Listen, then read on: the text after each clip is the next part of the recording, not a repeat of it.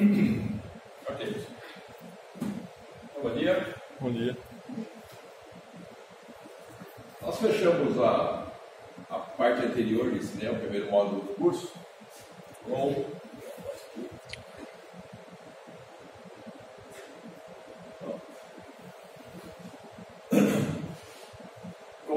a parte de variáveis aleatórias. Nós vimos que existem os números discretos e contínuos e a gente viu como calcular uma distribuição de probabilidade. Ok. Mas, na verdade, aqui na prática, a gente usa muito pouco aquela abordagem. Por que a gente usa muito pouco? Porque, na verdade, já existem mais de 300 distribuições de probabilidade conhecidas. E essas distribuições de probabilidade, elas já cobrem muito daquilo que a gente faz na prática e todo dia está nascendo uma nova. Todo dia os caras inventam uma nova. Então, o que acontece? Esse número vai chegar aí a 400 muito em breve. Mas a questão é, quando eu preciso calcular qualquer coisa relacionada à distribuição de probabilidade, o que acontece é que, se eu tiver isso pronto, eu não preciso ir lá e descobrir qual é a distribuição, fazer todo aquele processo que a gente viu nas aulas passadas. O que a gente faz? A gente modela segundo uma distribuição pronta. Isso economiza muito tempo e garante que a gente está trabalhando com os parâmetros certos. Ok, então se alguém já estudou com a gente, vamos lá. É o melhor fazer. Nós vamos ver nesse curso 5 distribuições de probabilidade. Nós vamos ver 3 discretas, 2 contínuas. Tá? Em particular, essas duas são bastante utilizadas aqui na computação. E essas duas também. Só essas? Não. Tá? Como eu falei para vocês, tem mais de 300 e, portanto, tem muitas outras que são utilizadas.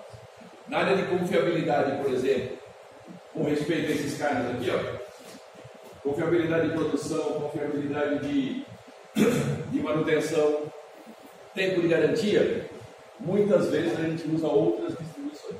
Tá? Então, por exemplo, existe uma distribuição chamada Weibull, que é uma distribuição que se usa muito na parte de confiabilidade e estipulação de garantia. Só ela? Não, tem uma outra ainda chamada exponencial, que serve para estudos de tempo de vida. Quanto tempo de vida tem uma máquina? Quanto tempo de vida tem um sistema? Ou seja, para análise de vários ciclos existem distribuições específicas. Tá? E, portanto, não dá para a gente estudar muitas aqui, por quê? Porque não tem espaço. O curso é só 60 horas. Tá? Para você estudar mais, aí precisaria ter um outro curso. Alguns cursos têm outros cursos. Tem Estatística 2, ou uma parte mais avançada. O curso de vocês tem essa daqui, então a gente vai aproveitar o melhor possível. Tá? Mas dele, todo estudo estatístico não acaba com isso. Okay? Principalmente por quê? Porque a gente não sabe o que eles vão fazer. Cada um vai para uma área. Né? A gente viu aqui, por exemplo, que algumas coisas relacionadas à probabilidade eu posso aplicar em processamento de sinais, detecção de spam, processamento de imagens. Só aquilo ali? Não. Okay? Muito bom. Então, para a gente entender como é que essas coisas podem ser utilizadas para a gente, o que acontece? Bom, primeiro, elas têm a base conceitual todinha em cima daquilo que a gente viu no primeiro módulo.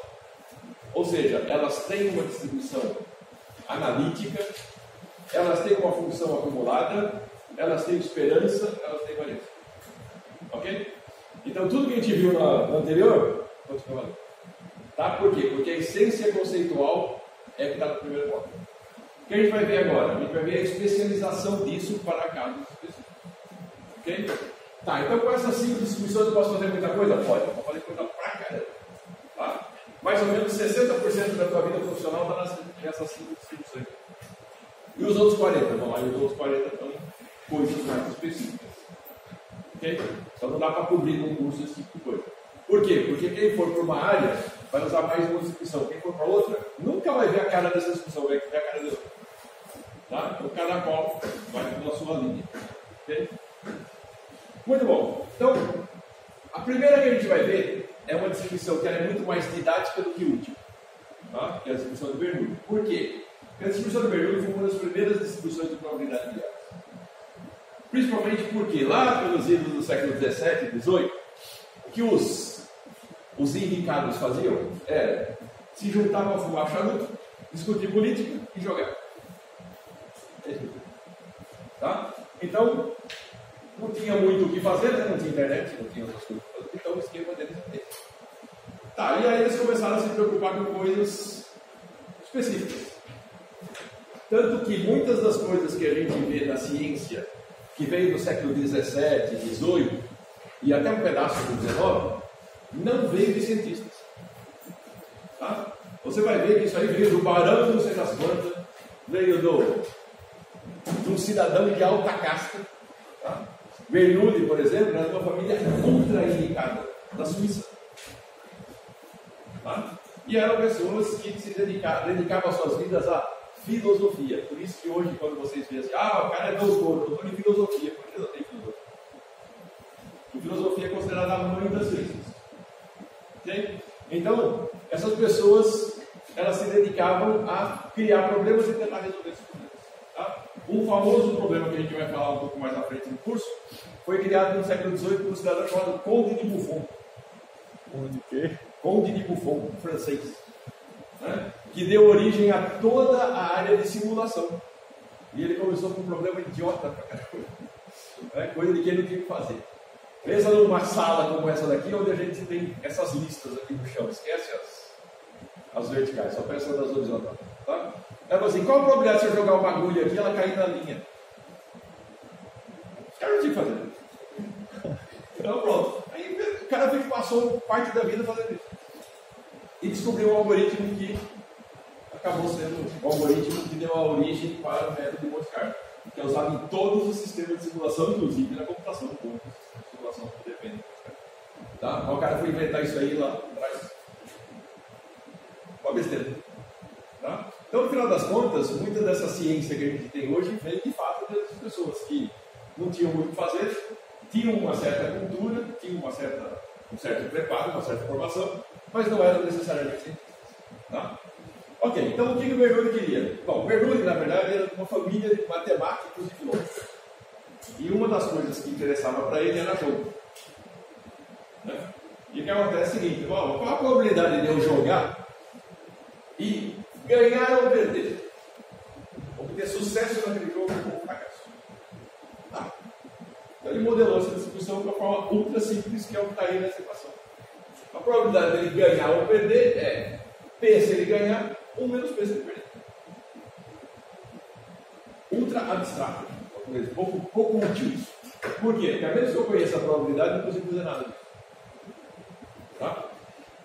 Mas o que acontece é que dependendo do tipo de jogo, você consegue essa probabilidade. Então, se eu estou jogando, por exemplo, cara e coroa. Bem, se eu estou jogando determinadas coisas que são jogos de azar, mas que as probabilidades sejam definidas, eu consigo calcular. Tá? Tem muita gente que a partir dessa distribuição feliz aí, consegue modelar um jogo de poker. Já ouviram falar daqueles caras que vão nos cassinos e que eles falam que eles ficam fazendo contagem para tentar ganhar o negócio? Sai daí. Tá? Ou seja, a partir das cartas que tem na mão, das cartas que tem na mesa, ele infere qual é a probabilidade dele ganhar ou perder. E aí o cara fica o tempo inteiro calculando tudo. Então você percebe que ele está fazendo isso por quê? Lógico que ele não pode levar a calculadora na mesa de poker. Então ele fica pensando em muito. E às vezes demora para jogar. Então os caras já começam a sacar que ele está importante. Se esse cara começar a ganhar, ele é preso. Porque acredite ou não, tem uma lei contra pensar. Tá? É verdade. Nas regras, se você for lá e começar a jogar e fizer isso, tu vai preso. Tem história de dezenas de pessoas que foram presas por isso. Por quê? Porque elas começam a ganhar. Tá? A partir dessa modelagem ela consegue. Então, mesmo uma coisinha meio bestinha igual isso daqui, tem bastante utilização em jogos. Tá? Bom, então a questão é uma cidadãzinha ultra simples, né? Pode ser modelada dessa forma, que é a forma mais simples, ou essa aqui, que é um pouco mais sofisticada, né? Que na verdade traduz a mesma coisa. E tem já calculado para você esperança e variância. Oh, beleza. Então esperança é P, variância é P menos P. Se quiser, você pode partir daquela equação e provar que a esperança é aquela e a variância é aquela, como a gente fez nas outras aulas. Tá?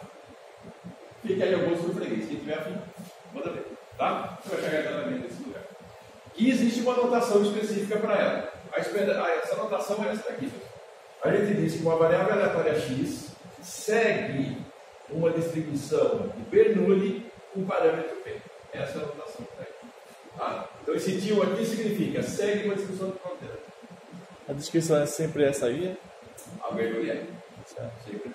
E a única coisa que eu preciso saber dela é o parâmetro P. Mas não. Tá? Então, se eu conhecer qual é a probabilidade essencial do jogo, eu consigo estipular a minha probabilidade de ganhar ou perder. Tá? Bom, apesar de bastante simples, ela é útil em determinadas áreas. Tá?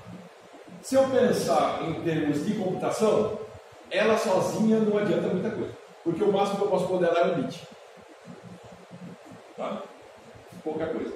Mas se eu pensasse que eu tenho um conjunto de bits trafegando numa rede, será que eu conseguiria pensar numa modelagem para isso? Porque é o que eu tenho. Tá? Aqui na verdade está modelando para mim sim ou não. Né? Zeros e uns. Então eu posso modelar alguma coisa de computação com isso. Ok? Bom, mas isso aí sozinho é pouco. Tá? Então vamos ver um exemplo aí de como é que essa coisa funciona. Pensa numa coisinha bem bobinha aí, como uma urna que contém 30 bolas brancas e 20 verdes, e eu quero tirar uma única bola, tá? Só uma, dessa urna. X é o número de bolas verdes retiradas, determina a função de probabilidade de X. Ou seja, se eu estou tirando uma bola só, o que significa? Ou é uma bola verde ou não é uma bola verde, concorda? Tá. Então não precisa de muita coisa, vai fazer de cabeça isso. Se eu tenho 50 bolas, qual a probabilidade de sair uma verde?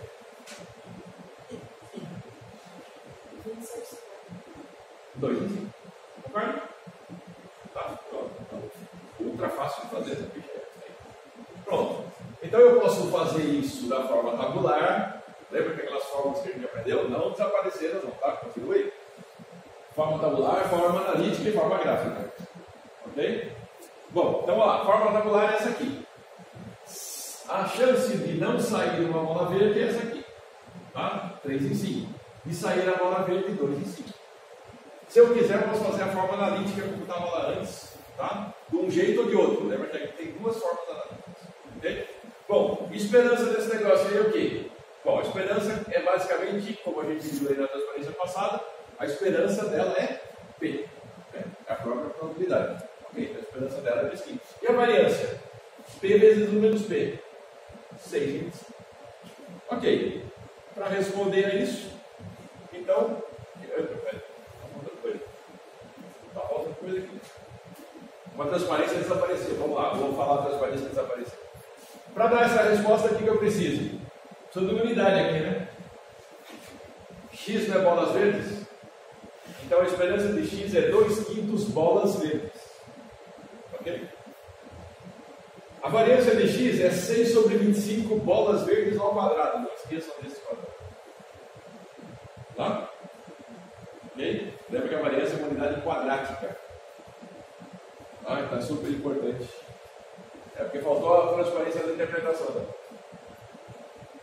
Por algum motivo não tem. Tá? Mas esse aí é um ponto importante. Ok? Dúvidas? Você passa daqui para cá? Não, na verdade eu só estou complementando que aqui é o cálculo, mas não é a interpretação. Né? Esse aqui dispensa interpretação. Vamos tabular agora. Mas aqui está faltando as unidades. Porque X é bola verde, então aqui é 2/5 bola verde. E aqui é 6/25 avos de bola verde ao quadrado. Sim. Está faltando o que estava na transparência seguinte, que não está aí. Por algum motivo desconhecido. Ok? Beleza, pessoal? Então anotem essa parte aí que está faltando na transparência. E é importante. Tá? Bom, com isso aí, pessoal, a gente consegue fazer modelagem simples, muito simples. Tá? Ok, mas aí alguém resolveu sofisticar. E sofisticar como? Bom, quando você joga, você não joga uma partida, você joga uma sequência de partidas. Então a ideia o que é? Bom, se eu ganhar e perder ao longo da noite, qual é a probabilidade de eu sair vencedor no final da noite? Quer dizer, o conjunto de ganha-perde, chega no final das contas, eu ganho. Ou no conjunto de ganha-perde, chega no final da noite, eu perdi. Tá? Então, nasceu uma outra discussão chamada de binomial. A binomial, ela recebe esse nome justamente por conta desse cara aqui. Ó. Quem é esse cara aí? Famosíssimo binômio de Newton. As combinações de N e K. Tá? Então, a questão é, se você olhar sem esse negócio aqui, isso aqui é a própria Bernoulli, não é? Está vendo aí? Vamos voltar para vocês lembrarem. Aqui, ó. Essa aqui é a própria Bernoulli. Qual é a diferença entre a Bernoulli e a binomial? A Bernoulli é apenas uma jogada. Na binomial eu tenho N jogadas, então eu tenho que ver qual é a combinação de N jogadas e quantas vezes eu ganhei. Por isso que aparece aquele binômio de Newton na frente.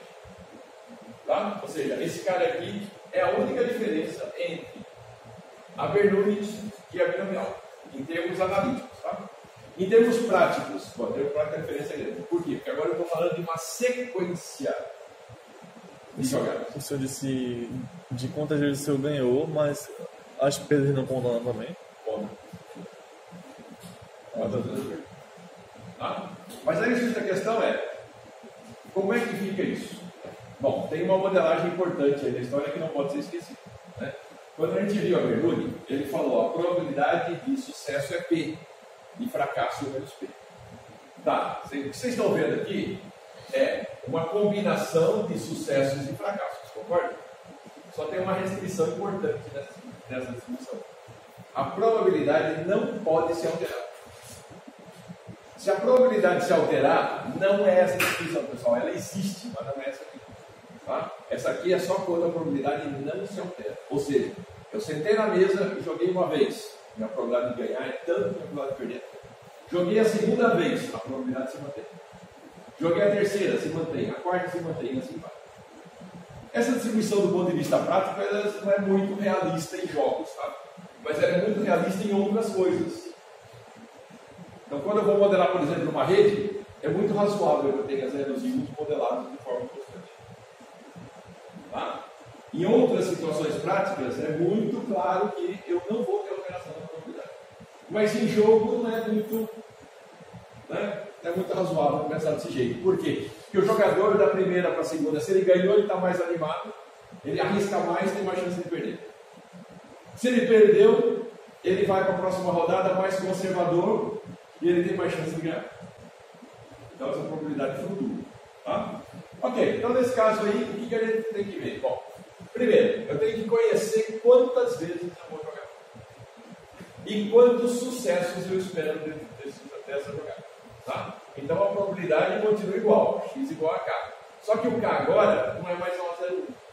É de 0 até n, discreto, número de vezes que eu vou ganhar. Tá? Bom, então continuando. Essa combinatória aqui é a famosa binômio de Newton, que vocês já conhecem, né? Já de longa data, né? Desde segundo grau vocês conhecem. Tá? E o que vai acontecer? Esse negócio aqui é fácil de implementar no computador. Muito trivial. Qualquer recursividade da vida em si aí faz esse fatorial possível. Tá? Como é que a gente denota essa coisa aí? A gente vai dizer que x segue uma distribuição de probabilidade binomial. Está vendo aqui? Para ser é um B diferente do anterior, agora é maiúsculo, o outro é minúsculo. Com dois parâmetros. Eu preciso conhecer quem é N, eu preciso conhecer quem é P. Sem esses dois eu não modelo nada. Tá? Ok. A esperança e a variância. Fácil. Eu pego a Bernoulli, multiplico por N, tanto na esperança quanto na variância. Professor, eu não entendi quem é o N, quem é o K e quem é o P. O N é o número de vezes que eu vou jogar. O K é o número de sucessos que eu quero. E o P é a probabilidade de cada um deles. Onde é que está a perda aí? Oi? A perda. A P? Perda. Perda? É. Perda nos K. Se eu ganhei K, eu perdi ele. Ah, tem. Ou seja, se eu sentar lá para jogar 10 partidas e espero ganhar 4, significa que eu estou esperando eu perder 6. Então a perda é 1 menos P elevado a N menos K, né? Isso. Tudo que está aqui é ganho. Tudo que está aqui é perda. Certo. Tá? Mais dúvida? Bom, então o que acontece? Lembre-se, um ponto ultra importante. Tá? A binomial tem que ter parâmetro P constante. E aí entra um conceito chamado de ensaio de Bernoulli. Ensaio de Bernoulli, pessoal, é justamente você ter isso aqui acontecendo. Tá? Ou seja, esse negócio, além de ser uma distribuição de probabilidade, também é chamado de ensaio de Bernoulli. Ou seja, eu vou jogar uma vez, qual a probabilidade de ganhar, qual a probabilidade de perder. Tá? Para uma única vez. O que é a binomial por definição? A binomial, por definição, ela é um conjunto de ensaios de Bernoulli. Tá? Só que esses ensaios têm que ser independentes. E esse é um ponto muito forte nessa modelagem. Tá? Por quê? Porque a probabilidade do jogo anterior não pode afetar o jogo seguinte. Ela é constante. Tá? Então, quando eu falo de ensaio de Bernoulli, você já sabe. É usar aquela sequência, aquela distribuição de Bernoulli para modelar uma única jogada e eu vou ter várias jogadas iguais. Com a mesma probabilidade. Tá? Todos esses ensaios são independentes, por quê? Porque a probabilidade de eu ganhar na primeira não afeta a probabilidade nem de eu ganhar, nem de eu perder. É tipo jogar o dado, né? Ok? Sempre vai ter seis lados. Ou seja, aí depende do que você está jogando. Se eu estou jogando par, é meio. Uhum. Tá? Mas o X da questão é, essas probabilidades, pessoal, não podem ser alteradas. Tá? Estou insistindo nisso porque esse é um ponto-chave que identifica a distribuição binomial. A minha probabilidade muda, não é binomial, tem que ser modelado por outra distribuição chamada hipergeométrica. No jogo de xadrez não seria esse não, né? Não. Tá? Beleza? Bom, então, o que a gente pode fazer com essa cidadã? Tá, vamos pensar naquele mesmo caso. De novo, eu tenho lá 30 bolas verdes, né? Então, 30 bolas brancas, 20 verdes. E agora eu quero tirar 5 bolas. Se eu retirar e devolver, o que acontece? Se eu retirar e não devolver, ela muda. Né? A gente viu isso nas aulas passadas. Se ela mudar, pessoal, não pode ser usada o binomial de jeito. Ok? Aí a gente tem que modelar daquele jeito que estava lá antes. Tá? Porque a gente não sabe ainda como é que é essa outra distribuição, mas ela existe, tá? Ok? Então, se você for modelar qualquer coisa onde a probabilidade varia ao longo do tempo, ou varia de uma sequência para outra, você não vai usar binomial. Você vai usar uma outra distribuição chamada hipergeométrica. Tá? Beleza. Então, o que acontece é o seguinte. Primeiro, a função de probabilidade de x, a probabilidade de pelo menos 4 bolas serem verdes e a esperança invariante de x. Tá. Bom, já não dá mais para fazer de cabeça, né? Porque agora eu preciso daquelas combinatórias de cabeça que não é tão simples. Então vamos lá. A função de probabilidade é dada dessa maneira aqui. Tranquilo, ou seja, é só pegar a própria definição e substituir os valores. K, pessoal, não vai ser substituído, por quê? Porque K é parâmetro. Tá? Mas todo o resto eu tenho. Olha lá. Quantas vezes eu joguei? 5. Aqui. N é 5. Quantas vezes eu espero que saia alguma coisa? Não, desculpa. Qual a probabilidade de sair bola verde? 2 quintos. De sair bola branca? 3 quintos. Eu vou elevar a K porque é o número de vezes que eu quero que saia a bola de interesse, que é a bola verde. 5 menos K é o número de vezes que sai a bola que não me interessa. Tá? Com K valendo de 0 até 5. Ok? Então, essa linha aqui é a resposta da sua forma analítica. O 5 veio do limite, é de 0 a 5? 5 é o limite porque eu estou pegando só 5 bolas. Não tem como ter uma sexta. Certo. Daria para fazer esse negócio aí de forma tabular? Dá. Tá. O que eu faço? Calculo x igual a 0, x igual a 1, x igual a 2, x igual a 3, x igual a 4, x igual a 5. Pronto. E aí eu faço isso da forma tabular. Como a gente fez no exercício anterior. Tá? É mais chato, mais complicado, mas dá para fazer. Bom, no segundo ele quer dizer o seguinte, olha, qual a probabilidade de sair pelo menos 4 bolas? A probabilidade de ir mais do que 4 bolas é a probabilidade de sair o quê? 4 bolas ou 5. Tá? Então vamos lá. No primeiro caso, aqui, ó. Está vendo que K agora vale 4? 2 quintos elevado a 4 e aqui 3 quintos elevado a 5 menos 4 que dá 1. Beleza? Depois, a mesma coisa, só que agora com K valendo 5. Então 5, 5 a 5, 2 quintos elevado a 5, 3 quintos elevado a 0. Então sobrou espaço nas 5 jogadas para sair uma bola branca. Eu quero que todas elas sejam verdes. Ok. Então o que acontece é o seguinte, fazendo essa continha aqui, o valor vai dar 0,08704. Tá? Beleza. Então, qual a minha interpretação? Na primeira não tem interpretação, é a fórmula analítica que acabou. Na segunda, a probabilidade de que pelo menos 4 bolas sejam verdes é de aproximadamente 0,08704. Simples assim. Ok? Bom, e com respeito à esperança e variância?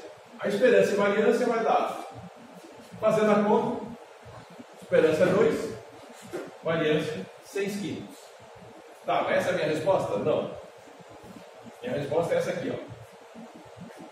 Tá? Então, em média, espera-se que eu obtenha 2 bolas verdes a cada 5 bolas retiradas. E a variância dessa variável aleatória x é 6 quintos bolas verdes a cada 5. Tá? Lembrem sempre que esperança, a unidade é a mesma que eu medi. Variância é ao quadrado. Tá? Nunca esqueçam. Ok? Dúvida até aí, pessoal? Bom, então essa daqui já é bem mais útil. Né? Eu já consigo modelar, por exemplo, redes de computadores, eu consigo modelar um monte de coisa. Tá. Mas mesmo para modelar redes de computadores, se eu modelar uma rede pequena, talvez ela seja útil. O que acontece quando esse N começa a ficar grande demais? Se eu for fazer uma modelagem com N aí na faixa de 100, beleza, demora um pouquinho para o computador fazer, não faz. Tá. E se eu fizer uma modelagem de N igual a 173? Exponencial, né? Pessoal, nenhum computador que está na frente de vocês faz essa conta. Acredite. N igual a 172, ele faz. 173. Ou seja, o mundo da computação não está tão longe do que vocês imaginam o abismo dela. Tá? Então, para fazer o mísero fatorial de 173, a máquina não faz. Aí eu preciso de algoritmos de aproximação para fazer essa conta. Com 173. Tá? Óbvio que se para a gente hoje 173 está logo ali, imagina para essa galera lá no século XIX como é que seria calcular um fatorial desse. Impossível? Não. Não é impossível. Tá? Dá para fazer na mão. Só que vai precisar de um bocado de conta. E vai chegar no fim, você vai ter um número que é escrito no tamanho dessa parede aí. Tá? Ou seja, é um número gigantesco. E depois você ainda tem que fazer a conta com ele, porque os fatoriais vão precisar ser multiplicados. Tá? Então, não é legal. E depois tem que confirmar. E depois tem que confirmar que aquilo está certo. Né? Bom, então acontece o seguinte, a partir daí surgiu uma outra distribuição chamada de Poisson. Tá? A distribuição de Poisson, ela surgiu justamente para resolver 2 casos.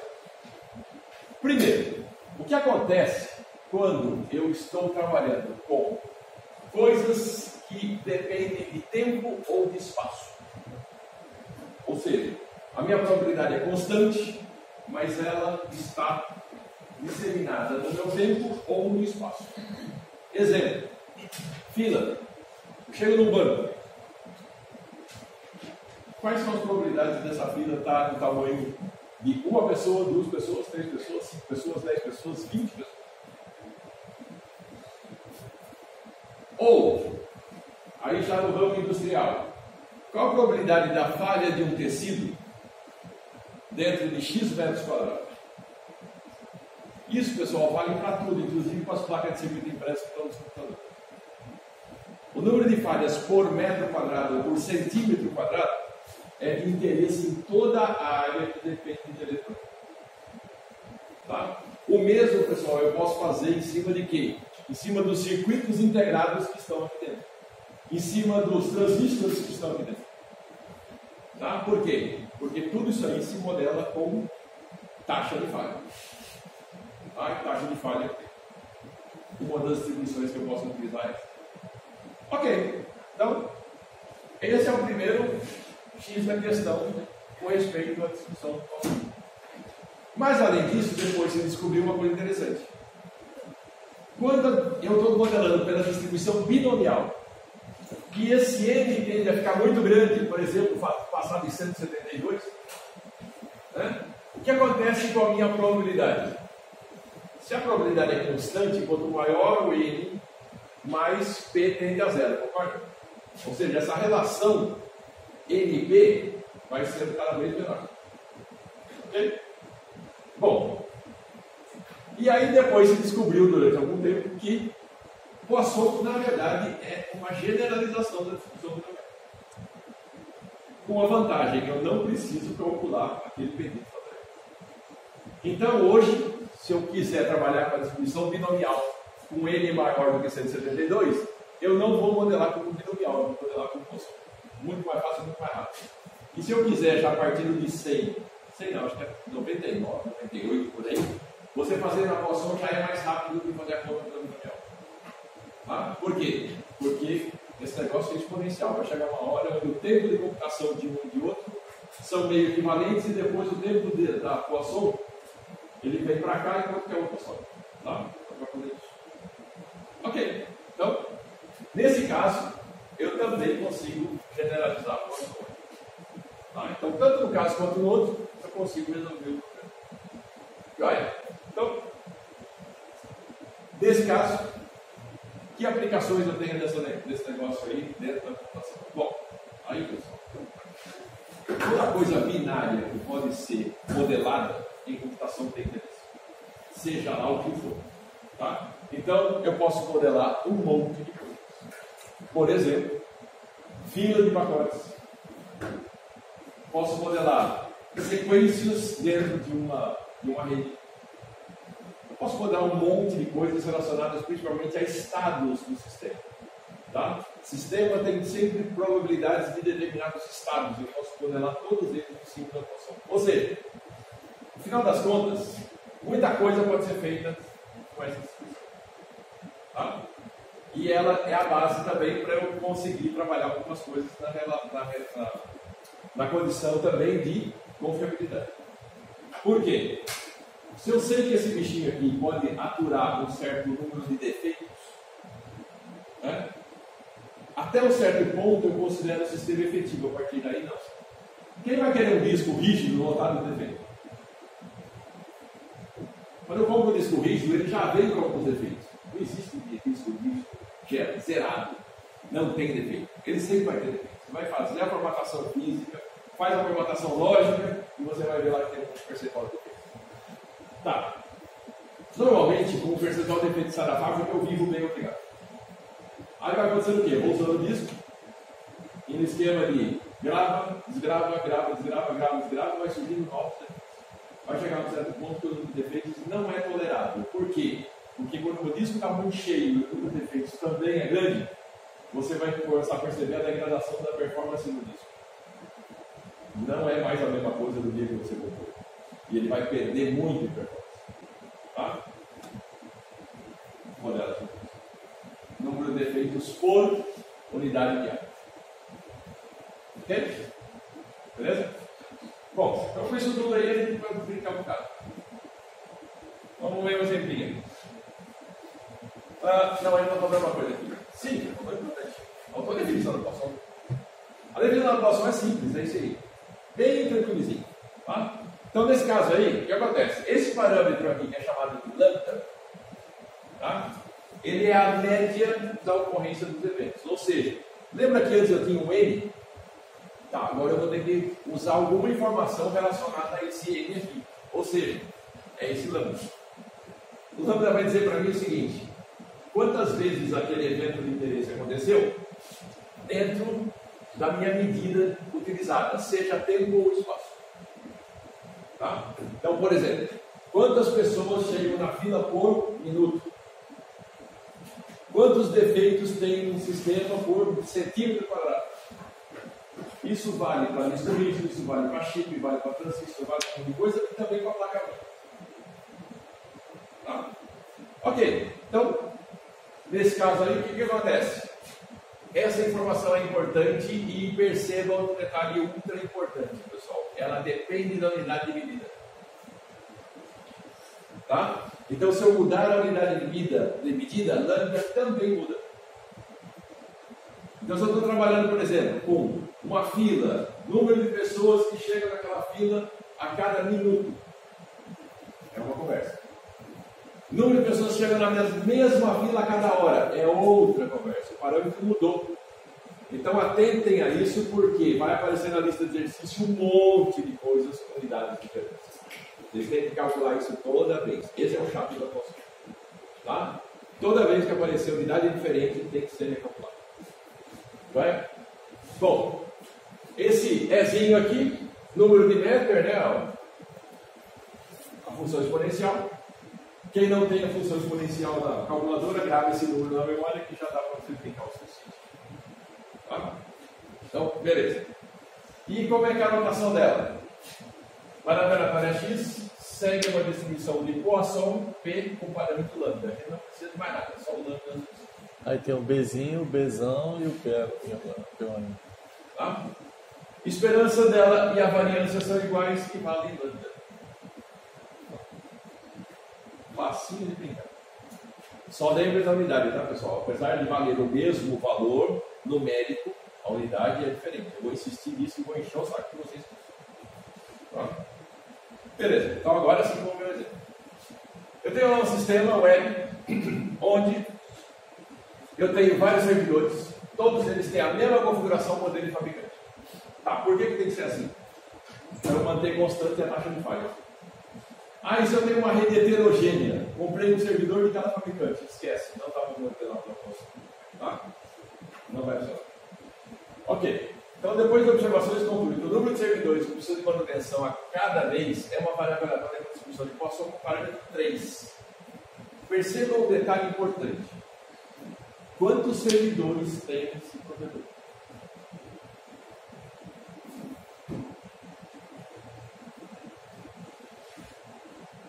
Está lido no exercício? Não. Não. Significa que dá para modelar por uma binomial? Não. Não. Não tem o tamanho do provedor. Mas para a Poisson isso não é problema, porque a Poisson em momento nenhum pede para você qual é o tamanho disso. Tá? Então essa é uma vantagem adicional da Poisson. Lembra quando eu falei para vocês, número de pessoas que chegam na fila por minuto? Eu preciso saber quantas pessoas vão poder entrar na fila. Com a binomial não precisar. Mas com a Poisson não precisa. Então essa é a grande vantagem da Poisson sobre o binomial. Eu não preciso saber absolutamente nada sobre o tamanho do problema. Eu preciso saber sobre o parâmetro dele e o resto esquece. Tá? Então eu não sei nem quanto é o tamanho do número de servidores também. Uma Google da vida, ela vai ficar contando todo dia quantos servidores ela tem. Não. Entra servidor, sai servidor de serviço no mundo inteiro. Compra servidor novo, aposenta servidor velho, todo dia. Então qual é o tamanho? Tá? E também interessa saber. Eu posso mais possibilidade. Bom, então, qual a probabilidade que o mês se danifique em 3 servidores ou mais? Beleza? Vamos lá. Eu sei que a probabilidade de danificar 3 servidores ou mais é a probabilidade de x maior ou igual a 3. Tá, joia? Isso equivale à probabilidade de 1 menos probabilidade de x menor ou igual a 2. Se eu fosse calcular desse jeito, pessoal, eu precisaria saber o tamanho do número de servidores. Para saber até onde eu posso ir. Isso ia ser uma soma gigante. No caso seria. seria. O complementar é melhor. No caso seria esse menor ou igual a 2, né? Menor igual a 2. Uso complementar. Eu não sei qual é o tamanho. Não sei quantos servidores tem. Uso complementar é mais fácil. Tá. Então isso significa fazer a probabilidade de x igual a 0, x igual a 1 e x igual a 2. Lembrem-se que isso aqui é uma probabilidade discreta. Portanto, este igual aqui faz diferença. Tá? Se fosse contínua, não faria diferença nenhuma, porque é uma integral, mas agora não é. Isso é uma soma. E, portanto, faz diferença. Tá? Joia. Fazendo a conta, então, eu chego nesse valor lindo aqui, 0,5761. Tá? Então, essa aí é a probabilidade que eu tenho de que verifiquem-se 3 ou mais servidores dentro dessa rede, que eu não sei nem o tamanho dela. Tá?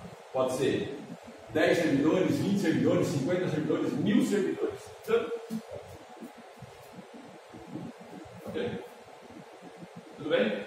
E segunda observação, lembrem que isso vale para coisas que funcionam dentro de uma normalidade, ou seja, todos os servidores têm a mesma configuração, o mesmo fabricante. Se fosse diferente, essa modelagem está errada, tá, pessoal? Porque eu não posso garantir a probabilidade. Ok? Muito bom. Dúvida até aí?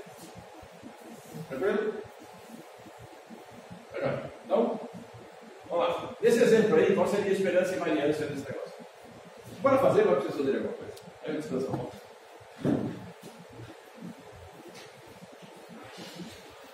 Lembra que os dois valem lambda mais unidades diferentes, tá, pessoal?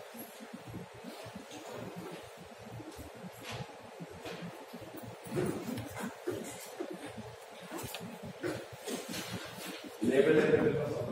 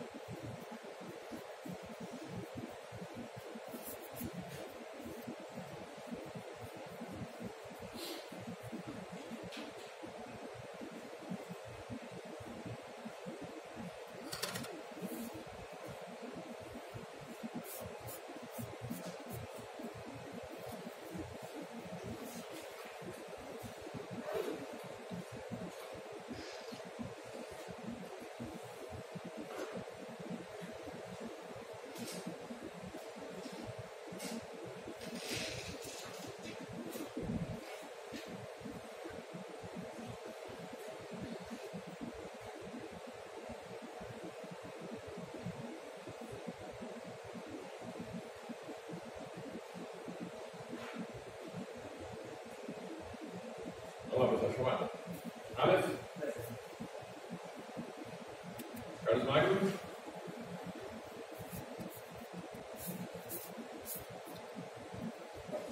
Danilo. Fábio. Vai ser mais fácil do que ele está aí. Gabriel. Eu. Genival. Jonathan. José Ítalo. Larissa. Tim. Peraí, que você está errado. Você quer falar do ano passado? Para. É estranho, né? Cadê?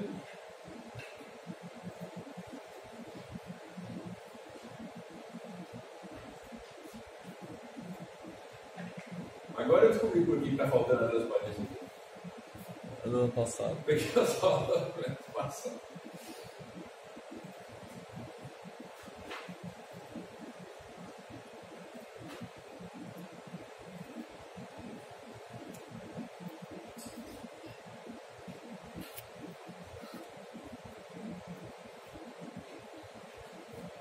Vamos lá, galera. Agora sim. Senhora Aleph está aí, né? Vai. Douglas. Brandon. Everaldo. Everton. Francisco. Gabriel. Eu. Tu estava matriculado no ano passado? Hã? Ou era outro Gabriel? É, tinha outro Gabriel, né? Vamos lá. Glauber. É porque você só falou o primeiro nome e não sei se é o mesmo. Gustavo. João Paulo. Jonathan. Júlio. Marcos. Pedro. Rebeca. Renan Wesley. Renan Castelo. Rogério. Thomas. Vinícius Amaral. Vinícius Medeiros.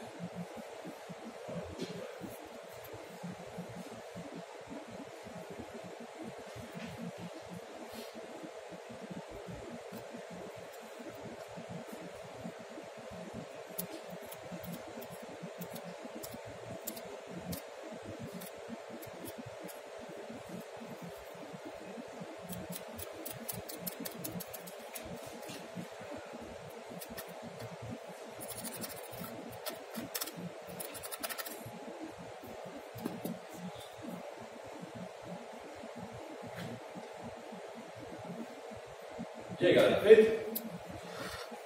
Bom, simples demais, né? Como a esperança e variância é o próprio parâmetro, então você não tem conta nenhuma. Só precisa se lembrar que o parâmetro que foi dado no enunciado é 3.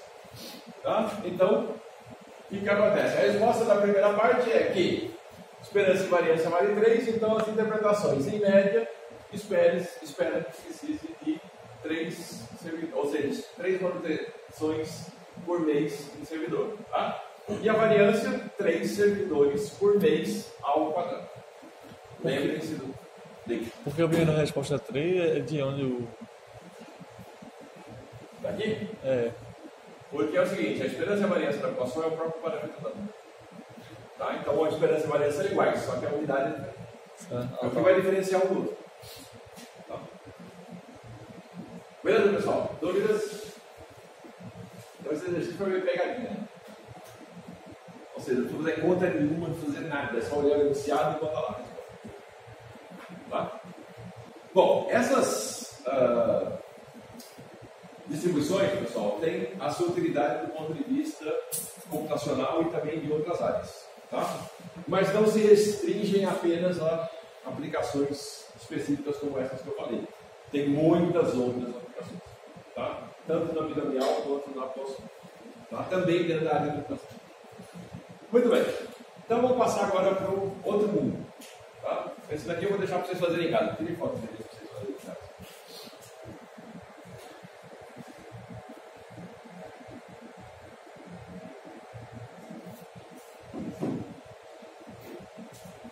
Esse aqui é um exercício, pessoal, para mostrar que não dá para fazer pela binomial. Tá?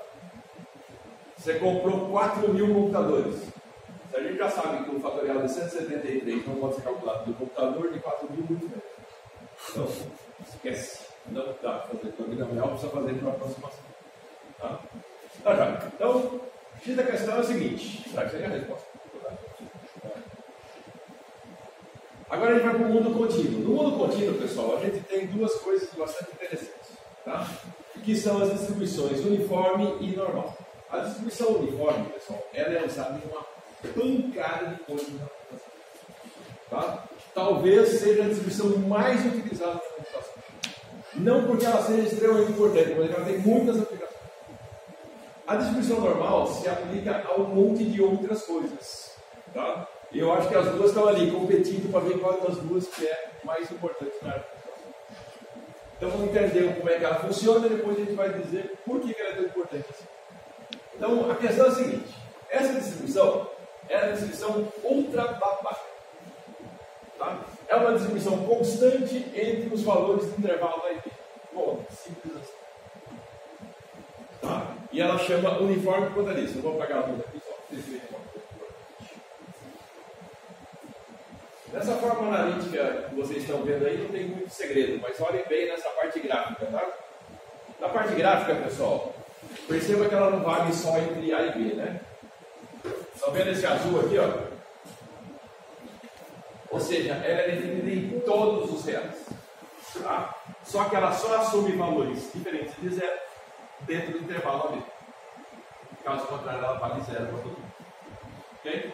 Bom, o X da questão aí é o seguinte: por que essa coisa aí é tão importante? Bom, vamos lá.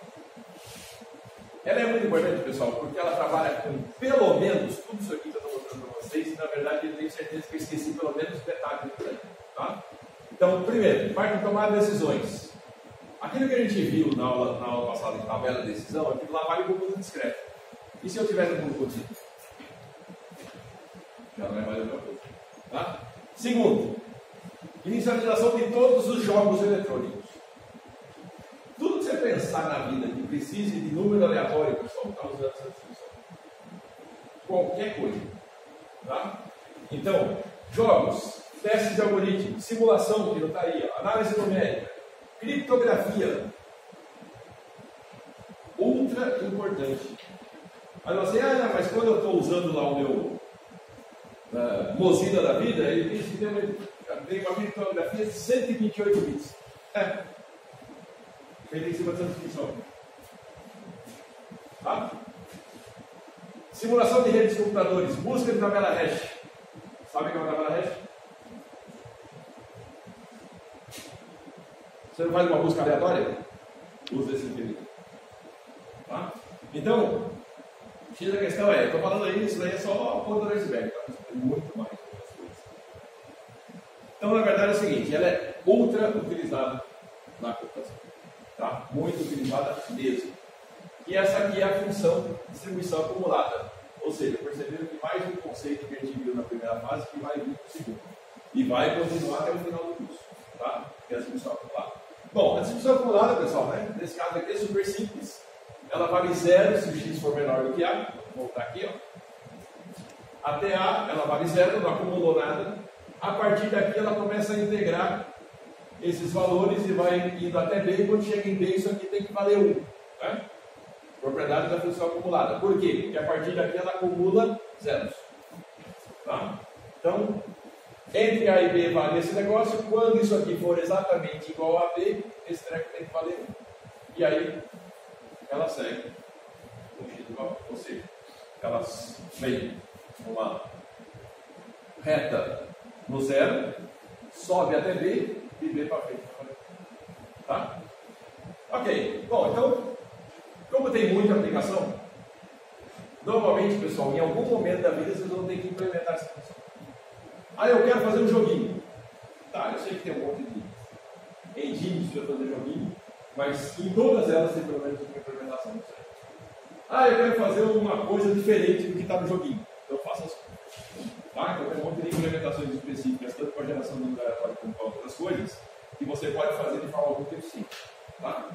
Eu estou num jogo ultra complexo. Tem um bicho desse aí? Não, tem um bicho desse aí. Tem centenas de bichos desse aí. Tá? Se eu estou num jogo, vamos pensar num jogo de estratégia tipo RPG. Quantos personagens tem ali? 100, 200, 500? Cada personagem que tiver dentro de um jogo desse foi inicializado com um treco desse.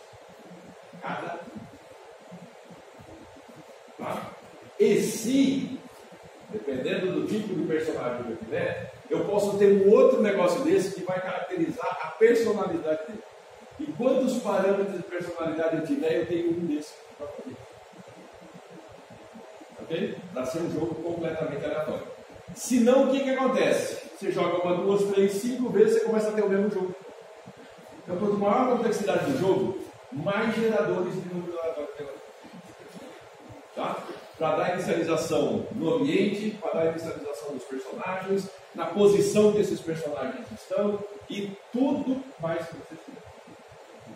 Ok? Então, no final das contas, jogos de grande monta, que não sejam controlados por um usuário, eu estou lá no multiplayer. Multiplayer, cada um controla o seu. Tem alguém que sobrou que não está sendo controlado no multiplayer? Se é o computador, está utilizando isso. Tá? Justamente para você poder definir determinadas coisas. Tá. E alguns comportamentos que não são controlados por você, mesmo que o personagem seja seu, também tem. Ok? Então, eu tenho um personagem lá que ele faz o quê? Olha, ele corta madeira. O outro coleta ouro. O outro, lá, planta alguma coisa. Todos eles são inicializados com números aleatórios. Mesmo que o personagem seja o seu. Ok? Mesmo personagem. Tá? Então tem dezenas, centenas, às vezes milhares de geradores de números aleatórios funcionando dentro de um único. Muito bom. Então, essa brincadeira toda aí, pessoal, já dá para imaginar que tem muita utilidade nesse negócio. Né? A esperança e variância, bom, esperança é fácil, né? Área de um quadrado. Né? Fácil.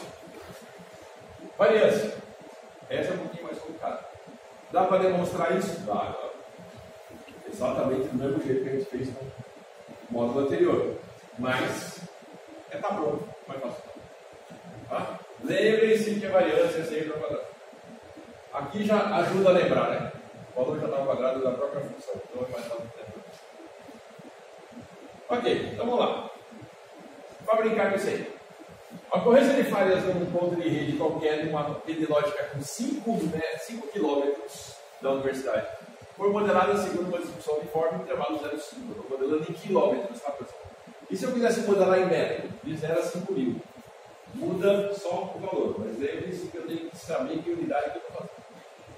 Bom, qual a probabilidade de que a pane venha ocorrer nos primeiros 400 metros?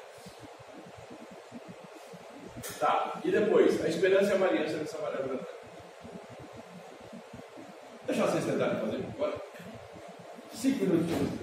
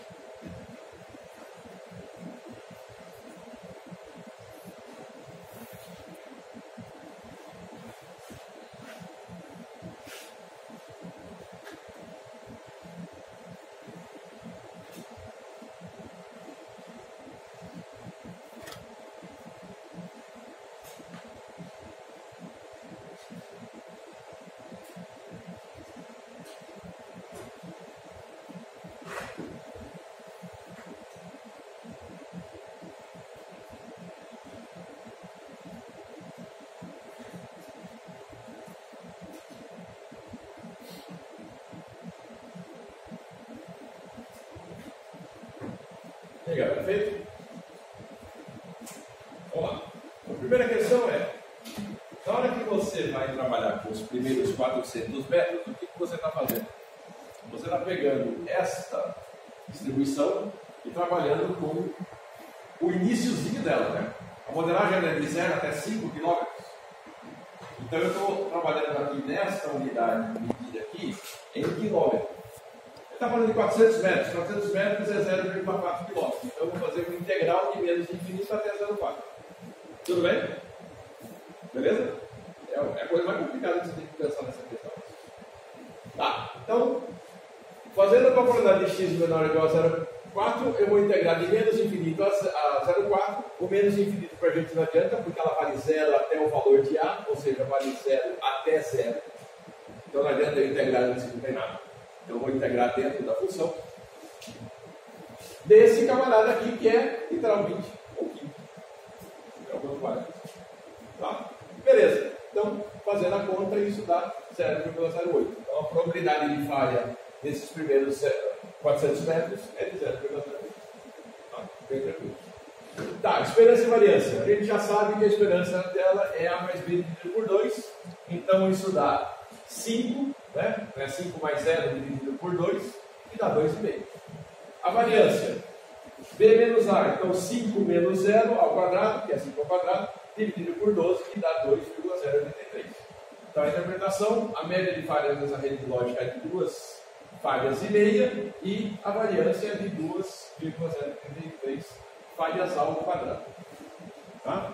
Então lembrem-se sempre que esperança está na mesma unidade da medida, da variável, e variância na unidade quadrada. E eu vou encher o saco de vocês. Tá? Ok? Muito bem. Pode falar que o professor é chato, ele vai repetir 20 vezes a mesma coisa. Tá? Por quê? Porque isso é um ponto ultra importante. Tá? Eu já vi várias modelagens do camarada lá e botar a variância na mesma unidade da medida. Não. Ok? Muito bem, galera. Dúvida? Conseguiram fazer? Beleza? Bem? Muito bem. Então é o seguinte, na próxima aula a gente vai ver a outra distribuição, que é a distribuição normal. Tá? Essa distribuição precisa de mais tempo para a gente ver, justamente porque ela requer uma tabela. E eu vou ter que ensinar a vocês a fazer. Então, na próxima aula, até a próxima aula também, vocês vão ter a lista de exercícios de cigarro. Ok? Então, essa parte, basicamente, ela vai trabalhar com essas distribuições de probabilidade e mais 2 assuntos. Tá? Então, ela vai ser uma parte mais curta. Justamente por quê? Porque daqui a 45 dias, se vocês lembrarem do novo, eu vou achar muito bom. Mas não deixem de fazer os exercícios. Tá? Porque a gente vai voltar, vai ter uma aula de revisão, vocês viram lá no cigarro. Vai ter uma aula de revisão, tem assunto novo, um outro assunto novo e pode seguir agora. Ok? Eu sei que é um negócio super chato, você ter 45 dias de gancho no meio do semestre que quebra completamente a concentração e o ritmo, mas a jogada é, como é que eu vou recuperar esse ritmo? Ok, se não quer fazer nada nos primeiros 30 dias, não faça, nos últimos 15, antes de voltar à aula, pega esses exercícios que vai fazer pelo menos aqui. Você voltar mais quente. Se você voltar frio, galera, a prova vai ser tão rápida. Entendeu? Porque infelizmente o semestre foi quebrado numa posição péssima para todos os professores. E para vocês também. Ela está quebrando no meio do assunto. Tá? E se não fizesse dessa maneira, não tinha como abordar o assunto inteiro para vocês. E aí a penalização de novo seria de vocês. Ou seja, não ver o conteúdo é prejudicial para vocês como profissionais que vocês vão ser. Entendeu? Pode dizer, então dá um jeito aí, manda a gente embora para casa agora, vem só no ano que vem. Não tem tempo. Tá? Creia, eu fiz 10 planejamentos diferentes para ver como é que essa disciplina podia encaixar. E esse foi o melhor jeito. E é ruim. Eu concordo que é. Tá? Mas esse é o melhor jeito que eu consegui. Então é que o negócio. Eu posso só colocar 30 dias de gancho, tá bom. Mas nos últimos 15, dá uma retomada. Para você não voltar frio. Mas voltar frio é a pior coisa para você. Vocês vão demorar uns 15 dias para entrar de novo no ritmo. Entrou os 15 dias, é prova. Beleza? Isso provavelmente não vai acontecer só na minha disciplina. Conversei com vários professores aqui e fora daqui, todos eles estão fazendo mais ou menos a mesma coisa. Então, para vocês não terem problema. Beleza, pessoal?